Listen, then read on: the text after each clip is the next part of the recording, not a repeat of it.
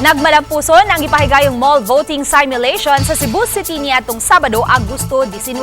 50 ka mga tao gikan sa Barangay Parian ning Dakbayan sa Sugbo ang nisalmot sa simulation isip kabahin sa pagpangandam sa ipahigayong barangay and SK elections karong Oktubre 30 ning tuiga.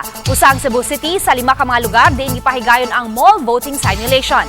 Gipasabot sa mga partisipante nga mas convenient ug mas hapsay ang ilang pagbotar sud sa mall itandi sa tunghaan. Matod sa taga-COMELEC, dili tanang barangay sa Cebu City ang maka-avail sa mall voting, madayon nga ipatuman kini. Subay niini full force ang kapulisan ug ang militar sa lugar diin gipahigayon ang simulation. Okay kaayo diri sa kuan sa mall. Bugnaw. Irkon.